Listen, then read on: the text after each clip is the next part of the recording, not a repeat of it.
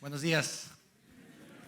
Es un gusto poder estar con cada uno de ustedes en este aniversario. Quiero pedirles que tomen su, que tomen su lugar. Ahorita vamos a leer un pasaje de las Escrituras, pero tomen su lugar un momento, por favor.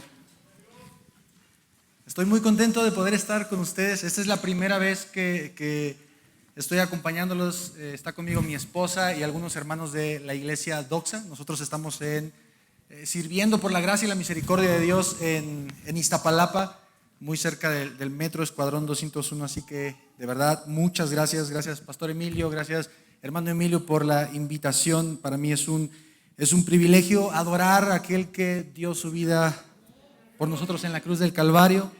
Adorarlo por medio de cantos, adorarlo por medio de la predicación del Evangelio. Así que permítame comenzar y si tú, no conozco creo que a ninguno excepto a Emilio, que hemos estado hablando por mensaje, pero si tú vienes por primera vez y no te consideras cristiano, no profesas una religión, quiero darte la bienvenida. Espero que puedas sentirte muy bien y que puedas recibir la palabra de Dios. Estoy seguro que en esta semana ha habido personas que han estado orando por ti. Yo he estado orando por ti esta semana para que el Señor pueda hablar a tu vida. Así que quiero pedirles, hermanos, por favor, que abran sus Biblias en Primera de Tesalonicenses. Vamos a leer un pasaje bastante breve, pero muy profundo. Primera carta a los Tesalonicenses, capítulo 1, versículos del 1 al 3. Vamos a meditar en esta mañana en este pasaje. Primera carta a los Tesalonicenses está después de Colosenses, antes de Segunda de Tesalonicenses. Así que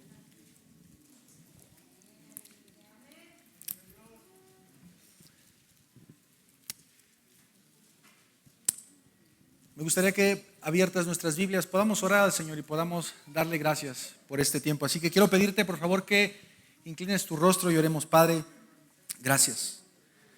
Señor, gracias por tu bendita palabra. Gracias por la vida de cada uno de mis hermanos que está aquí el día de hoy presente. Señor, gracias porque nosotros podemos descansar en que, Señor, es tu palabra la que va a hablar a nuestras vidas el día de hoy.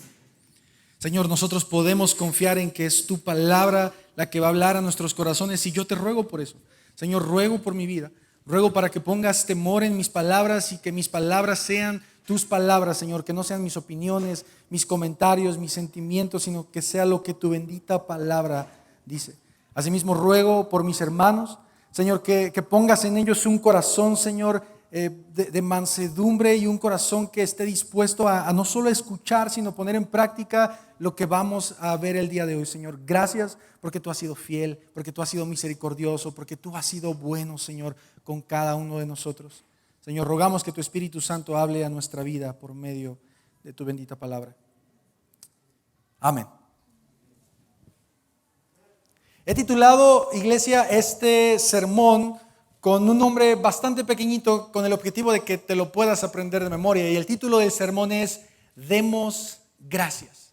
Ese es el título de esta mañana. Demos gracias. Y creo que el día de hoy, en este día muy especial para ustedes como iglesia, en el cual están cumpliendo 30 años. Escuchen bien, a lo mejor para algunos este número es un poquito como, no sé, sencillo de decir, pero 30 años que por la gracia y misericordia de Dios el Señor ha estado cuidando de esta iglesia, respaldando esta iglesia. Es un motivo por el cual podemos dar gracias, y es un motivo por el cual debemos dar gracias. Así que este es el título del sermón, y quiero, ya que estás con tus Biblias en Primera de Tesalonicenses, que podamos leer estos 3 versículos. Vamos a meditar en esta mañana en estos 3 versículos, y esto es lo que dice la palabra de Dios. Pablo, Silvano y Timoteo, a la iglesia de los tesalonicenses, en Dios Padre y en el Señor Jesucristo, gracia y paz sean a vosotros, de Dios nuestro Padre y del Señor Jesucristo. Versículo 2. Damos siempre gracias a Dios por todos vosotros, haciendo memoria de vosotros en vuestras oraciones, acordándonos sin cesar delante del Dios y Padre nuestro, de la obra de vuestra fe, del trabajo de vuestro amor y de vuestra constancia en la esperanza en nuestro Señor Jesucristo. Me gustaría tomar los primeros 4, tal vez 5 minutos dando una breve explicación, una breve introducción sobre esta carta. No sé si como iglesia han estudiado esta carta en los últimos meses, en los últimos años, pero si nos acompañas por primera vez para que puedas tener un poquito de claridad de qué es lo que estamos leyendo, lo que acabamos de leer, déjame decirte solo algunas cosas por mera introducción. Tal vez lo sepas, tal vez no, pero el autor de esta carta es el apóstol Pablo. Antes perseguidor de la iglesia y, de acuerdo a Hechos, transformado con la aparición del Señor Jesucristo. ¿Recuerdas? En su camino a Damasco dice la palabra que él iba ¿a qué? A perseguir cristianos, a meterlos a la cárcel, hombres y mujeres por igual. El Señor se le aparece y su vida es transformada. Este hombre que está escribiendo esta carta es autor de 13 cartas en el Nuevo Testamento. 14 si tú consideras que el libro a los Hebreos fue escrito por él, pero si no, 13 cartas. Y la iglesia a la que le está escribiendo el apóstol Pablo es una iglesia que realmente es importante dentro de la historia de la iglesia primitiva. Esta iglesia comenzó en una ciudad llamada Tesalónica, una ciudad muy importante en los tiempos de Pablo, compuesta en su mayoría por personas no judías, que comúnmente se le llamaban gentiles. Es más, no lo hagas ahorita, pero en Hechos capítulo 17 se nos muestra la historia de esta iglesia. Hechos capítulo 17 se nos muestra la primera vez en que esta iglesia o esta ciudad aparece. Y aproximadamente la fecha en que Pablo le escribió esta carta a la iglesia, seguramente tú lo sabes, pero déjame decirlo, esto nosotros lo estamos leyendo ahorita con capítulos y versículos, pero la forma en cómo fue escrita como una carta de corrido. Y lo que el apóstol Pablo hacía era enviar estos escritos, estas cartas, para que la iglesia pudiera ser animada, para que la iglesia pudiera ser corregida, para que la iglesia pudiera ser enseñada, en fin, para que la iglesia pudiera crecer en el conocimiento de Dios. Y esta carta que el apóstol Pablo está escribiendo, valga la redundancia, se escribió aproximadamente 50 años después de que Jesucristo ascendió al cielo. Es más, no sé si recuerdas, pero Hechos capítulo 17 nos muestra una historia bastante interesante de un pueblo que se llamaba Berea. No sé si recuerdas, la palabra de Dios habla de un pueblo llamado Berea, en donde este pueblo era un pueblo de corazón noble y meditaba en las Escrituras. Pablo les predicaba y entonces los del pueblo de Berea corrían a ver si lo que Pablo acababa de decir era de acuerdo a las Escrituras. Bueno, la iglesia de Tesalónica o la ciudad de Tesalónica fue la ciudad de donde Pablo venía antes de llegar a Berea. Fue de donde a Pablo casi lo corretearon, lo persiguieron. Es interesante que Hechos capítulo 17 nos muestra la historia de cómo comenzó esta iglesia. Esta iglesia comenzó, por así decirlo, con persecución. Pablo llegó a la ciudad de Tesalónica. Los hermanos, de acuerdo a la escritura, recibieron la palabra. Pero algunos judíos que se pusieron celosos porque Pablo estaba atrayendo a muchas personas, judíos y gentiles, comenzaron a hacer un alboroto en la ciudad. Es más, la escritura dice que estos hombres consiguieron a bandidos, a personas que comenzaran a echar mentiras en contra de Pablo. Es por eso que Pablo tiene que huir junto con sus discípulos. No sé si recuerdas, pero también aparece un hombre muy interesante, Jasón, en el cual, de acuerdo a Hechos, es arrastrado por estos judíos y metido a la cárcel. Bueno, este es un poquito del contexto de dónde es que nosotros venimos o de dónde es que acabamos de leer. Una iglesia que comenzó siendo perseguida. Una iglesia que no tuvo tanto tiempo de escuchar las palabras del apóstol Pablo. Y esta iglesia, si has tenido la oportunidad de leer primero a los tesalonicenses, y si no, terminando el servicio, estando en tu casa, te invito a que la leas. Literalmente te toma 15 minutos leer estos capítulos de corrido. 15 minutos nada más.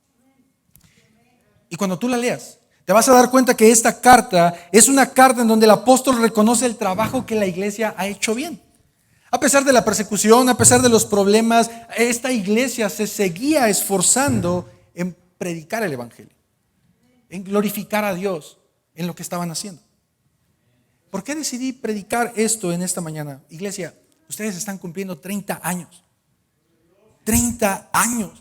Y de nuevo lo vuelvo a repetir, Dios ha sido más que bueno con ustedes, porque en su misericordia y Él ha permitido que a través de esta iglesia, que a través del servicio de varios hermanos, muchas familias pudieran conocer del camino del Señor. Es más, y solo por curiosidad, ¿cuántos de ustedes han estado aquí estos 30 años? ¿Pueden levantar la mano? ¿Cuántos de ustedes, el pastor, ahí la hermana, cuántos han estado 20 años? Ok, el número empieza a crecer un poquito más. Y seguramente varios de ustedes, y si no es que todos, han podido ver cómo la iglesia ha ido creciendo, se ha ido formando. Ha habido personas que han salido, ha habido personas que han llegado, pero el Señor sigue haciendo la obra. Así que vamos al versículo 1 y veamos lo que dice la palabra de Dios. Quiero aclarar algo. Nosotros nos vamos a centrar en el versículo 3. Ese va a ser el énfasis de este pasaje y de hecho voy a mencionar 3 puntos en esta predicación, pero quiero que podamos ver algunas cosas interesantes en los primeros 2 versículos. Y lee conmigo de nueva cuenta. Mira lo que dice versículo 1. Pablo, Silvano y Timoteo, a la iglesia de los tesalonicenses, en Dios Padre y en el Señor Jesucristo. Gracia y paz sean a vosotros, de Dios nuestro Padre y del Señor Jesucristo. A lo largo de las cartas de Pablo, tú y yo podemos encontrar nombres de hombres y de mujeres que fueron importantes para la expansión del Evangelio, muy importantes. Incluso en la carta anterior a los tesalonicenses, que es Colosenses, Pablo se despide de los hermanos y hace una lista de algunos nombres que le ayudaron en el ministerio al apóstol Pablo. Hombres que se esforzaron por amar a Dios, hombres que se esforzaron por servirle a Dios. Y en esta ocasión, en este primer versículo de los tesalonicenses, encontramos a 2 personajes, de los cuales no voy a abordar tanto, pero solo para que tú lo puedas ver. 2 personajes que se mencionan, y este es Silvano y Timoteo. Este Silvano se cree que es el Silas que encontramos en Hechos. No sé si recuerdas, pero en Hechos se nos muestra un conflicto entre Pablo y Bernabé. ¿Alguno de ustedes lo recuerda? Pablo y Bernabé, hermanos, tienen un conflicto porque Bernabé quiere llevar a Juan Marcos, alguien que se había echado para atrás antes, y Pablo le dijo, no, ya no. Se crea un conflicto y entonces Bernabé decide llevarse a Juan Marcos y Pablo decide llevarse a este Silas o a este Silvano. Y de acuerdo a la Escritura, lo que la Biblia nos muestra es que este hombre era un hombre de Dios. Era un hombre que servía a la iglesia y servía al apóstol Pablo para la obra del ministerio. Y también nos aparece otro nombre que es Timoteo. Y de este joven tenemos 2 cartas que el apóstol Pablo le escribe. Pero quiero que puedas ver algo que quiero que llame tu atención, que llamó mi atención cuando estaba estudiando en este pasaje. El versículo 1 de nuestro pasaje dice, a la iglesia de los tesalonicenses en Dios Padre y en el Señor Jesucristo. ¿Qué significa eso? A la iglesia en Dios Padre. Lo que Pablo está diciendo en estos versículos, e incluso algunas traducciones de otras Biblias, dice a la iglesia que está en Dios el Padre. Y lo que Pablo está tratando de decirle a esta iglesia es que esta iglesia estaba firme. Es que esta iglesia estaba cimentada en la esperanza del Salvador que le fue presentada tiempo atrás por Pablo. A pesar de que Pablo y Silas tuvieron que huir de esa ciudad, literalmente tuvieron que huir los hermanos, le tuvieron que decir, estoy parafraseando solamente, Pablo, te tienes que ir de aquí porque si no te van a meter a la cárcel o peor. A pesar de que ellos no pudieron estar por un largo tiempo con los hermanos judíos y gentiles, porque había varias personas que rechazaron el mensaje, aún así podemos ver de acuerdo a la primera y a la segunda carta que estos hermanos recibieron el mensaje del Evangelio con gozo. Recibieron el mensaje del Evangelio con alegría. Y por eso Pablo les escribe a los hermanos de la iglesia de los tesalonicenses en Dios el Padre.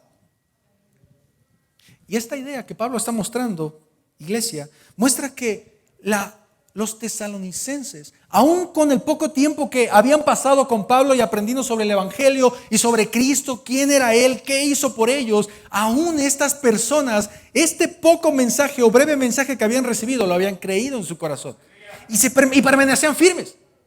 Y por eso es que Pablo está diciendo, ustedes están en Dios el Padre. Es más, esto es algo muy parecido. Quiero que vayas a la Biblia, a Juan capítulo 14, versículo 20, por favor. Y quiero que leas conmigo lo que Juan 14, 20 nos está diciendo. Juan 14, 20. En aquel día vosotros conoceréis, escucha esto, este es Jesús hablando, que yo estoy en mi Padre y vosotros en mí y yo en vosotros. Este es el mismo sentido que Pablo le está dando en el primer versículo a la iglesia de Tesalonicenses. Jesús está diciendo en Juan 14, 20, en aquel día ustedes conocerán que yo estoy en mi Padre, vosotros en mí y yo en vosotros. Y ahora Pablo en este versículo les está diciendo esto a la iglesia. A pesar del poco tiempo que ustedes recibieron siendo discipulados, ustedes están en Dios el Padre y en el Señor Jesucristo. Es el mismo sentido que encontramos. Y por esta razón, Pablo estaba elogiando el trabajo de esta iglesia, porque esta iglesia había permanecido firme.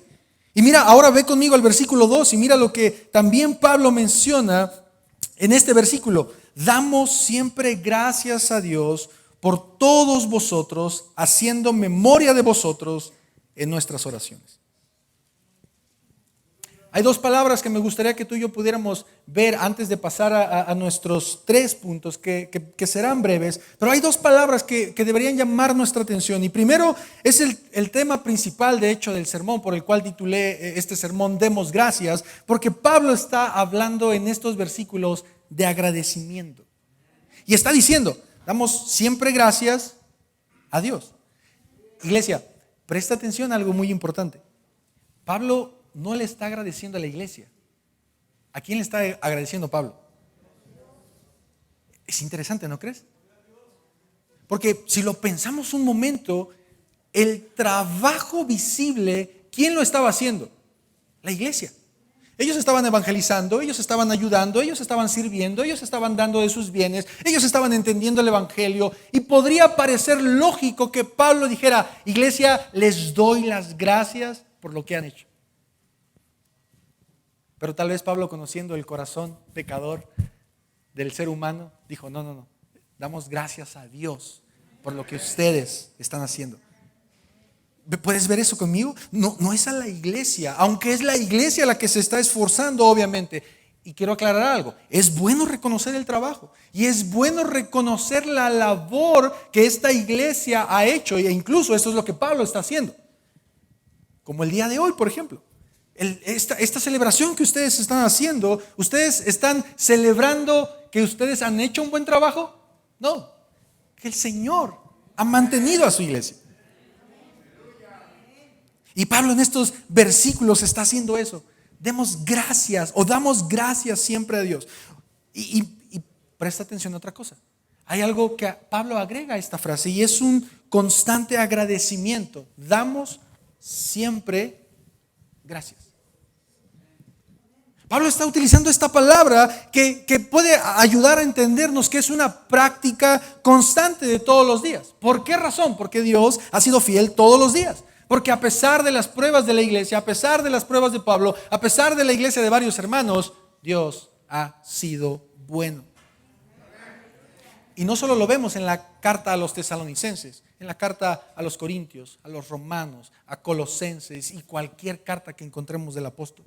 A pesar de la cárcel, los azotes, las burlas que él ha pasado como hijo de Dios o que la iglesia ha pasado como hija de Dios. A pesar de que en varias ciudades, varias personas fueron muertas, asesinadas, encarceladas, Pablo está diciendo, Señor, gracias.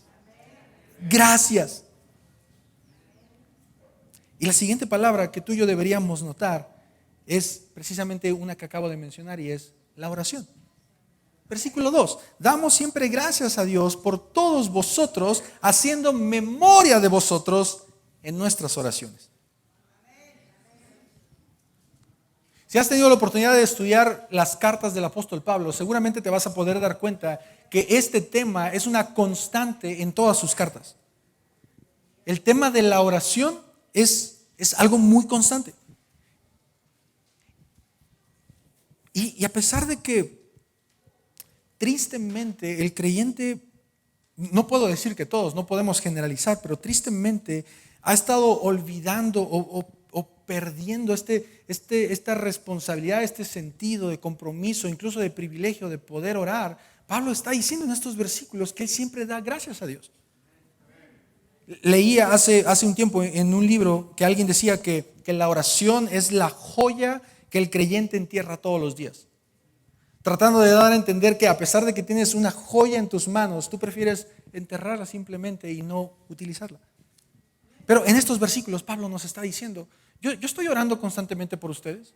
Yo estoy intercediendo constantemente y estoy dándole gracias al Señor por ustedes. A pesar de que él no pudo pasar tanto tiempo con la iglesia, él constantemente la recordaba en sus oraciones. Esta es la forma en cómo el apóstol mostraba su amor por esta e incluso otras iglesias que no tenía oportunidad de visitar. Y aquí me gustaría hacer una pequeña aplicación para que tú y yo pudiéramos meditar en algo y es a modo de pregunta para que tú puedas reflexionarlo. No pienses en nadie más, piensa en ti mismo. ¿Qué tan seguido estás orando por tu iglesia? No por tus necesidades o por tus problemas, eso es bueno y el Señor nos invita a que hagamos eso. Pero ¿qué tan seguido estamos orando por nuestra iglesia? ¿Qué tan seguido estás orando por tu pastor? Y ojo, el pastor no me pagó para decir lo que voy a decir. Pero ¿qué tan seguido estás orando por sus necesidades como familia? Porque esto es una responsabilidad de todos los creyentes. Pablo oraba por la iglesia que aun cuando no tuvo el gusto de estar tanto tiempo con ellos, de discipularlos, él se preocupaba por ellos. Y antes de continuar con el versículo 3, que será nuestro énfasis, quiero animarte a esto, iglesia. Si tú tienes varios años en este lugar o incluso poco tiempo, pero has entendido el evangelio y tú has entendido que esta es tu iglesia, tú tienes la responsabilidad de orar por estas personas, de orar por las personas que te rodean, no solamente por tu pastor, no solamente por su familia, sino también por el hermano que tienes a un lado. ¿De dónde saco yo esta idea? Efesios capítulo 6, versículo 18. No tienes que buscarlo, no te preocupes. Efesios 6, 18. Orando en todo tiempo, con toda oración y súplica en el Espíritu, y velando en ello con toda perseverancia y súplica por todos los santos. Estas palabras no fueron del apóstol Pablo solamente a los pastores. La hizo para toda la iglesia. Y en estos primeros versículos podemos ver que el apóstol Pablo dice: Señor, yo te doy gracias por lo bueno que has sido, pero no solamente gracias, también quiero demostrar mi amor orando por mis hermanos. El agradecimiento y la oración, iglesia, eran algo constante que Pablo hacía por los hermanos. Y es algo que tú y yo debemos seguir imitando. Por esta iglesia e incluso por otras iglesias. Es más, lo voy a llevar un poquito más allá. Creo que nuestro deber como cristianos es orar por iglesias que no están predicando el evangelio. Y nuestra oración debería ser: Señor, por favor, ábreles los ojos, que ellos puedan encontrar en tu palabra la verdad de vida que hay.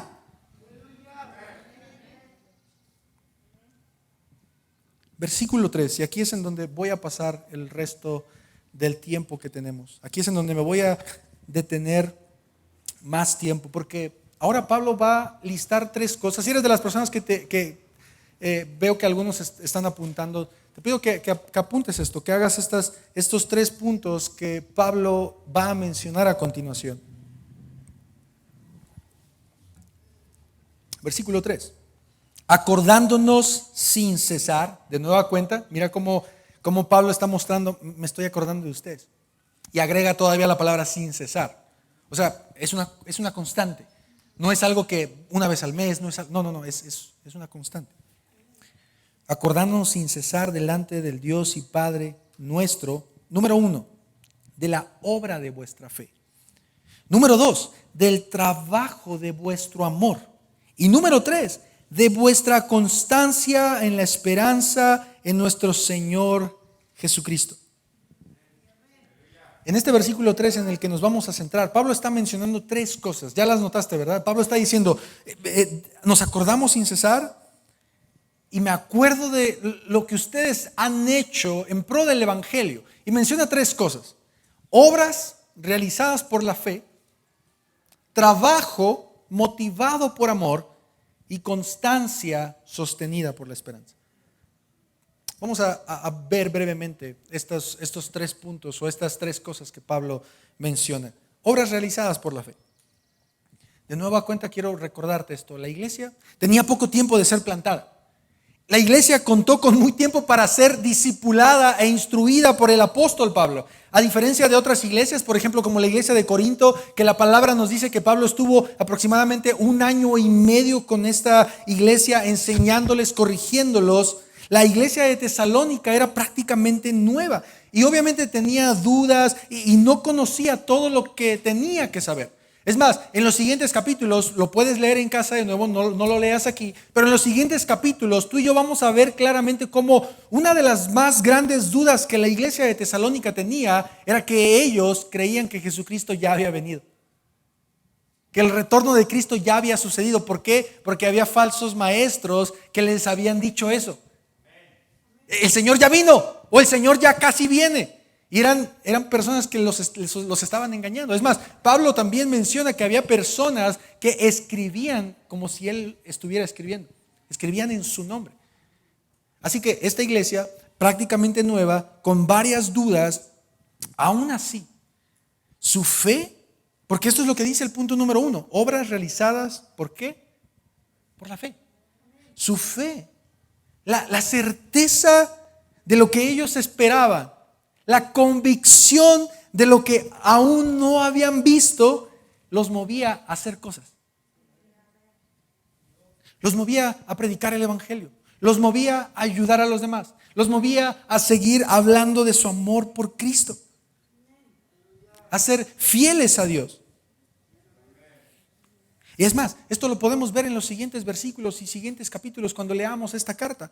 Pablo estaba preocupado por estas personas. Incluso Pablo tiene el temor, y él lo escribe en la carta, de que estas personas, como contaron con muy poco tiempo para ser instruidas, Pablo dice, y lo estoy parafraseando de nuevo, tenía el temor de que Satanás los engañara, o de que esto que ellos habían creído desapareciera. Es por eso que manda a Timoteo a averiguar cómo está la situación. Timoteo regresa a él y después escribe la carta.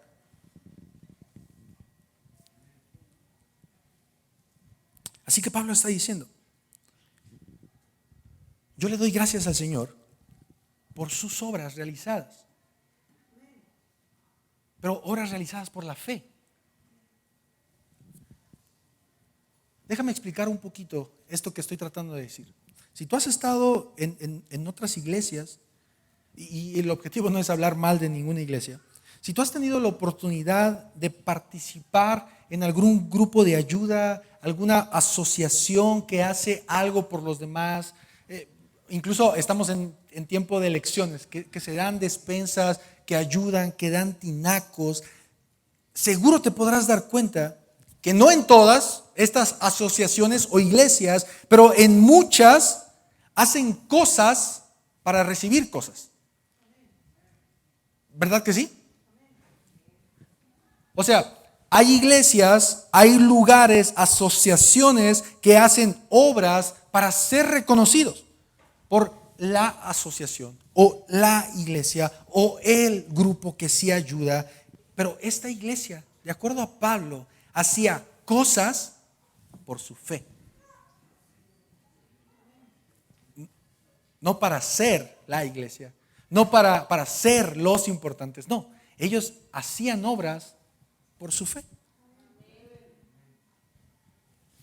¿Fe en qué? ¿O en quién?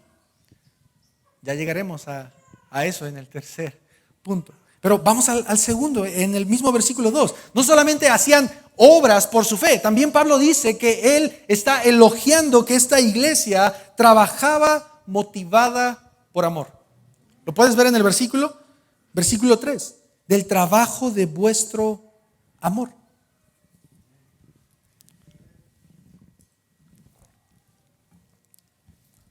Cuando estaba leyendo este pasaje, no pude evitar acordarme mucho de mi matrimonio.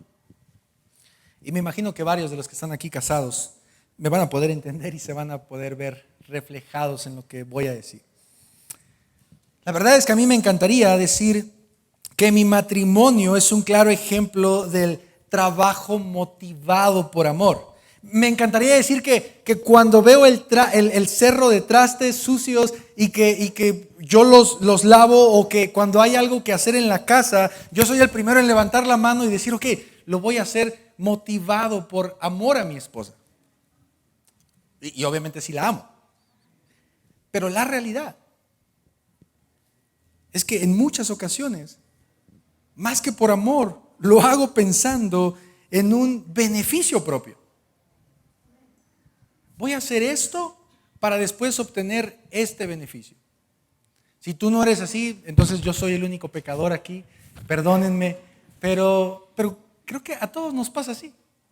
Cuando hacemos algo, a veces queremos obtener, incluso a los niños pequeños les pasa, ¿cierto? Hacen su quehacer o hacen su cuarto, ¿por qué? Porque quieren una recompensa, porque quieren un premio, porque quieren un chocolate, porque quieren salir. Esposas a veces hacen algunas cosas para recibir otras.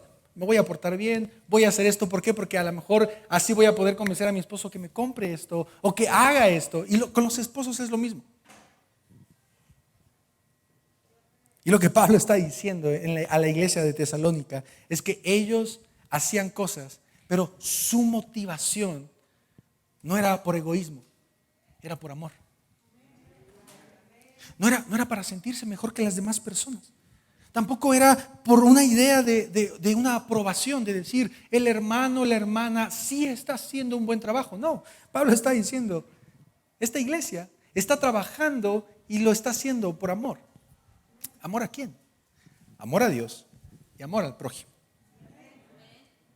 Jesús lo dijo, ¿recuerdas? Los 10 mandamientos resumidos en estos 2 mandatos.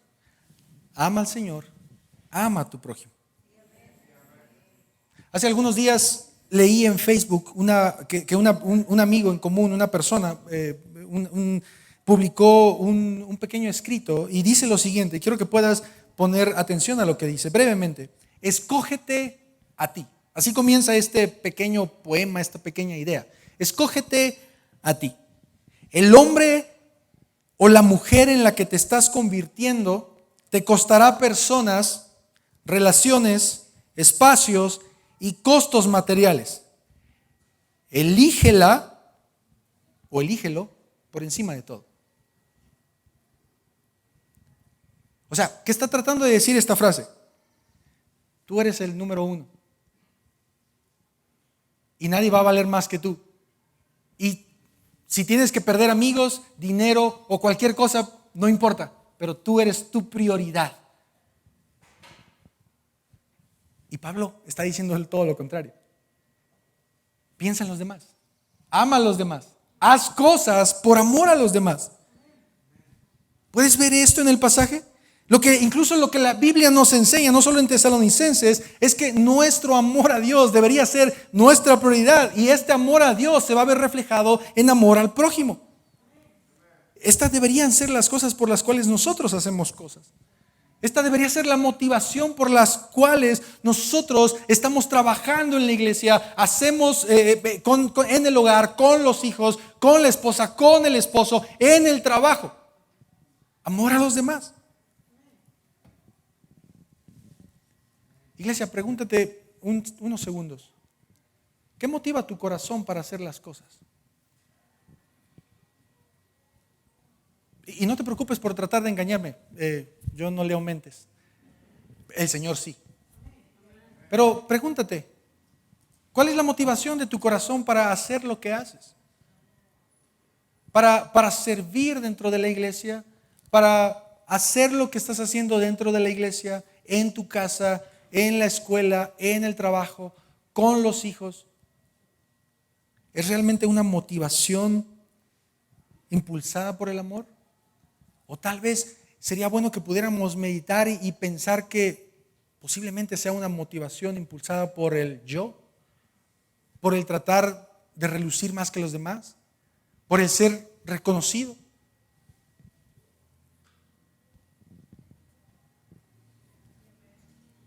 Y ojo, porque esto que estoy diciendo es un boomerang que viene hacia mí. Porque esto es algo que también aplica para todas las personas. Levantando yo primero la mano y diciendo, ok, ¿por qué razón estoy aquí? Para hablar del amor y de la fidelidad del Señor por medio de su palabra, o para que la gente me conozca y me escuche y mi nombre se escuche en varios lugares. Entonces te animo mucho a eso. Pregúntate constantemente, ¿qué motiva mi corazón? ¿Y cómo es que tú vas a poder darte cuenta de eso?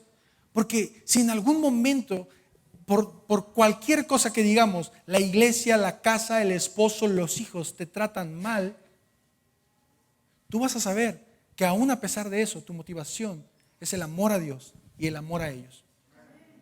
Pero si tu motivación es sentirte bien, entonces cuando alguien no te agradezca y no te recompense lo que has hecho, te vas a molestar. Tercer punto, constancia sostenida por la esperanza. Constancia sostenida por la esperanza. Me llama mucho la atención esta palabra que el apóstol Pablo está utilizando en este versículo, una constancia. ¿Qué es ser constante? Perseverancia, dice la hermana. El significado de esta palabra en el diccionario dice una voluntad inquebrantable y continuada en la determinación de hacer una cosa en el modo de realizarla. Tal vez me gustaría que pudieras aprenderte solamente la primera parte. La constancia es una voluntad inquebrantable. Y lo que la iglesia estaba haciendo, lo que la iglesia estaba realizando, lo que la iglesia creía, lo que la iglesia decía, era con constancia, era con una voluntad inquebrantable. Entendiendo que ellos no tenían que hacer eso que hacían de vez en cuando, o que con el hecho de hacerlo una vez ya se estaban ganando el cielo o ganando un punto, no sé, una palomita en el libro de Dios. No, para ellos lo que estaban haciendo era constante, era día con día, y esto que ellos estaban haciendo era sostenido por su esperanza. De nuevo, quiero que pienses en esto. La iglesia era nueva, la iglesia había recibido el mensaje, ellos habían creído el mensaje y ellos habían aplicado el mensaje. Lo vuelvo a repetir. La iglesia había recibido el mensaje, la iglesia había creído el mensaje y la iglesia había aplicado el mensaje. Y Pablo en estos 3 versículos, que es la introducción a la carta, menciona el trabajo de esta iglesia, el agradecimiento a Dios. Y este trabajo no solo era un trabajo realizado por su fe, no solo era un trabajo por su amor a los demás y a Dios, sino una constante en la esperanza. Y aquí es en donde deberíamos de preguntarnos, ¿en la esperanza de qué? ¿O en la esperanza de quién? En la esperanza de Jesucristo. ¿Te das cuenta cómo estos 3 puntos se hilan? ¿Se unen estos 3 puntos? La iglesia hacía obras realizadas por su fe. ¿En quién? En Jesús. En quien había muerto por ellos en la cruz del Calvario y que Pablo les había predicado. Pero no solo eso, también motivados por amor. ¿Amor en quién? En Jesús, en su Salvador, en lo que había hecho Él por ellos en la cruz del Calvario. Y esto los hacía ser constantes en esta esperanza de saber, el Señor murió por mí y dio todo por mí, por lo tanto lo que yo puedo y debo y quiero hacer es hacer lo mismo que mi Salvador hizo. Por el autor y consumador de la fe. La palabra dice por el alfa, por la omega, por el principio, por el fin. Colosenses 1:16, por el creador de todo. Hebreos 1, el que sostiene todas las cosas con su palabra poderosa. Iglesia, quiero que puedas pensar en esto. Para los tesalonicenses, lo que los movía a tener obras, lo que los movía a tener fe, lo que los movía a trabajar, no era por por ser la iglesia más importante.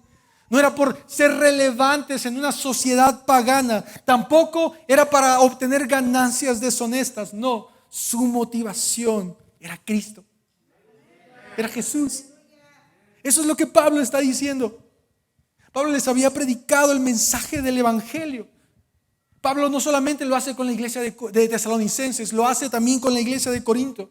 Pablo dice en 1 Corintios 2:2: pues yo me propuse no saber entre vosotros cosa alguna, sino a Cristo y a este crucificado. Este es el mensaje que la iglesia de Tesalónica había recibido. Que su esperanza no se encontraba en un pago terrenal o en la forma en cómo las demás personas, el pastor, los ancianos, los diáconos, la persona que estuviera a su lado lo tratara. No, su esperanza se encontraba en Jesús, en su Salvador, en aquel que había vivido la vida perfecta que ningún tesalonicense podría haber vivido jamás, en aquel que murió de la forma en como todos estos tesalonicenses debieron haber muerto por sus pecados, y en aquel que resucitó dándoles vida eterna y una esperanza de resurrección. Iglesia, el Rey ya viene. Esta era la motivación para los tesalonicenses: una salvación eterna en Cristo Jesús. Ellos habían entendido que su vida estaba condenada por medio de su pecado, que la forma en cómo ellos vivían era una forma que desagradaba a Dios. Colosenses capítulo 1 enseña eso. Nosotros antes éramos enemigos de Dios, estábamos alejados. Ojo con esto, Pablo no solamente está diciendo estaban alejados. Alguien podría decir, bueno, no tengo tanto problema en estar alejado de alguien. De hecho, ahorita lo estamos con la sana distancia. Pero Pablo no deja la frase ahí. Tú eras enemigo de Dios. Cada uno de nosotros era enemigo del Dios eterno, soberano, poderoso, creador de todas las cosas, con una sola palabra. Esto no es algo pequeño. Y esta iglesia entendía esto. Pero ellos también habían entendido que gracias al sacrificio de Jesús en la cruz del Calvario, ellos habían sido perdonados de sus pecados. Y esa es la razón, iglesia, por la cual estas personas, a pesar del sufrimiento, a pesar de la persecución, a pesar del rechazo, a pesar de la cárcel, a pesar de la muerte, veían todo esto como algo insignificante comparado con el inmenso regalo que habían recibido, que es la vida eterna en Cristo Jesús. ¿Sabes cómo terminaron la mayoría de estos hermanos? O muertos o en la cárcel.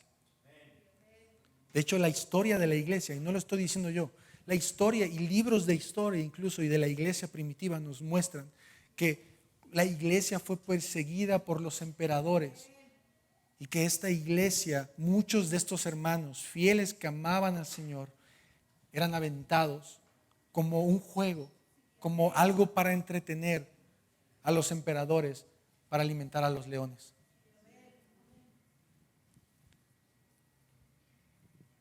Y ellos lo sabían y ellos lo entendían, pero su esperanza en Cristo Jesús era mucho mayor que este sufrimiento. Iglesia, este es su 30º aniversario. 30 años que se dicen fácil, pero no lo son. Que por la gracia y la misericordia de Dios ustedes están experimentando. Y creo que este día, lo vuelvo a repetir, con esto comencé, es un día perfecto para que, al igual que Pablo, tú en esta mañana puedas dar gracias al Señor por todo lo que ha hecho por ustedes. Porque sin Él esta iglesia no existiera.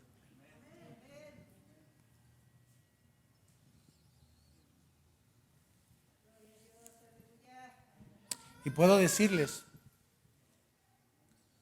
sin temor a equivocarme, que a pesar de los errores, de los fracasos, incluso de malas experiencias que como iglesia, incluso en el pastorado se han experimentado, puedo ver también, y lo podemos ver por estos 30 años, que por gracia del Señor ustedes han estado realizando obras, que ustedes han hecho trabajo, que ustedes han sido constantes. Si no, esta iglesia no estuviera cumpliendo 30 años. Pero quiero terminar con esto, quiero animarlos, quiero que constantemente ustedes puedan recordar que lo hacen no para ustedes mismos o no para nadie más, sino por Jesús. Su meta, mi meta, nuestra meta debe ser agradar a Cristo. No es lo que el hombre pueda darnos, no lo que su pastor pueda reconocerles, aunque es bueno, y a veces es necesario una palmadita en el hombro de buen trabajo, y es bueno, pero no debemos hacerlo en primer lugar por eso. Tienes que hacerlo, porque al igual que la iglesia de Tesalónica, tienes que entender que tú has sido rescatado de una condenación eterna. Porque tú no podías salvarte por ti mismo. Por tus obras no podías salvarte por ti mismo. Y lo que la palabra del Señor dice es que Cristo, siendo en forma de Dios, no escatimó el ser igual a Dios como cosa a que aferrarse. Al contrario, se despojó de sí mismo, tomó forma de siervo, se hizo semejante a nosotros y estando en la condición de hombre, se humilló a sí mismo, haciéndose obediente hasta la muerte y muerte de cruz, pagando nuestra deuda por todos nosotros. Tu esperanza, o nuestra esperanza, nuestro amor y nuestra fe deben de recaer en lo que Jesús hizo en la cruz del Calvario. Y si tú nos acompañas en esta iglesia por primera vez y no eres cristiano, nosotros hacemos, y creo que me imagino que ustedes también aquí, permítanme hacerlo, constantemente hacemos esta invitación. Si tú no eres cristiano y vienes por primera vez por el aniversario, por estar con tu familia, porque acompañaste a alguien, déjame decirte algo, doy gracias a Dios por tu vida. Gracias al Señor por tu vida. Pero déjame advertirte algo también. Necesitas arrepentirte de tus pecados. Y es más, mis queridos hermanos, si alguno de ustedes, aún a pesar de estar estos 30 años o tener 20 o 10 años, pero no haber entendido el evangelio y estar viviendo un evangelio de obras, haciendo cosas, creyendo que por medio de eso puedes obtener la salvación, necesitas arrepentirte. Necesitas conocer al Señor. Y no te estoy haciendo una invitación a unirte a una secta o a portarte bien o a verte diferente. No, te estoy haciendo una invitación a reconocer a Cristo como el único que puede librarte de la condenación eterna. Como el único en el que tu fe puede estar segura. En el único en el cual puedes experimentar un amor verdadero. Un amor que no falla, un amor que no cambia, un amor que es el mismo por los siglos de los siglos. Y sigo hablándoles a no cristianos y con esto termino. Y esta es una preocupación constante que creo que todos deberíamos tener. Si tú nos acompañas por primera vez y no eres cristiano, y tal vez durante mucho tiempo has creído que el cristianismo se trata de una farsa, que incluso los pastores tratan de sacarte dinero para ellos hacerse más ricos, para tener una vida mejor. Lamentablemente tengo que decir que creo que hay fundamentos para decir eso. Y no te puedo decir, no es cierto. Lamentablemente hay personas que llamándose cristianos, que llamándose pastores, el objetivo de ellos en plantar una iglesia, en predicar es obtener ganancias indebidas. Y si tú nos acompañas por primera vez y tal vez tengas esta idea de los pastores, quiero decirte, primero pedirte perdón. En nombre de estas personas que llamándose pastores se han manejado de esta forma. Pero también quiero decirte algo, este no es el cristianismo bíblico que encontramos en la Escritura. Y esto no es lo que Dios quiere para su iglesia. De esto no se trata ser creyente.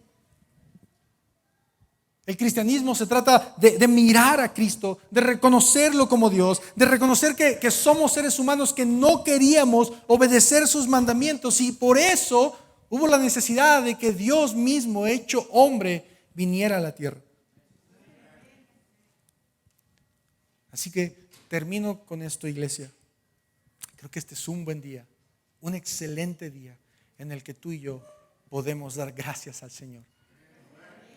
Quiero pedirte que te pongas de pie, por favor, y que me acompañes a hacer una oración.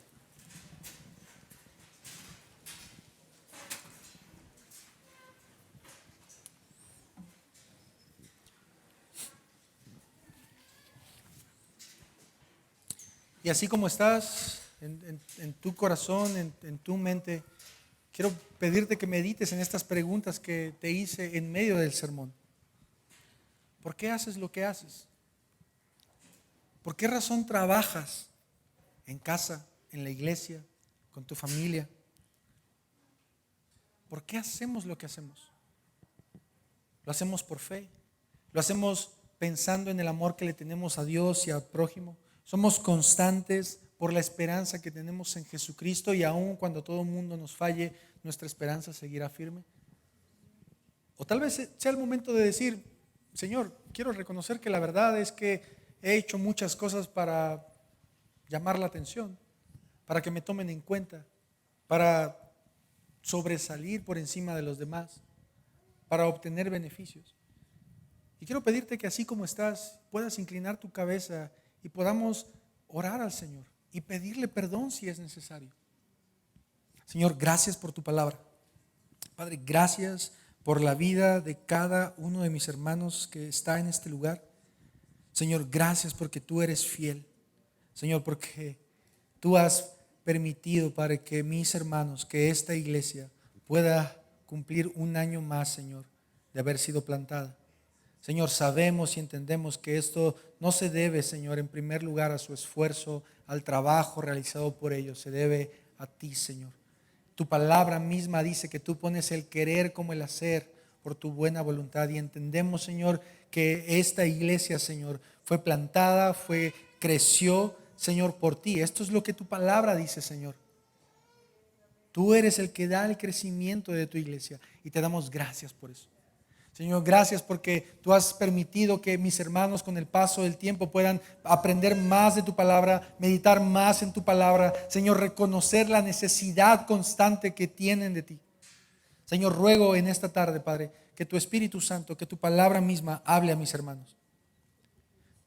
Señor, si alguno de ellos, Padre, está comenzando a entender el Evangelio o no está entendiendo el Evangelio, o aún aquellos que han entendido el Evangelio, Señor, ruego, Padre, para que sus obras, para que su amor, Señor, y para que su constancia vayan enfocadas en ti, Señor Jesús.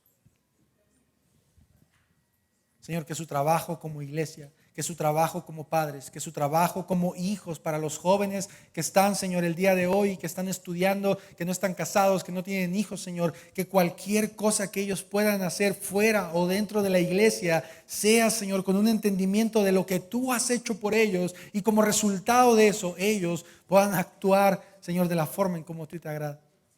Señor, te lo pido, por favor. Padre, ayúdanos. Señor, ayuda a esta iglesia a seguir creciendo, Señor, no solo en número, sino también en conocimiento de tu verdad. Señor, en poder aprender constantemente quién eres tú, lo que has hecho por nosotros y lo que sigues haciendo hasta el día de hoy. Te pedimos todo esto en el nombre de Cristo Jesús. Amén.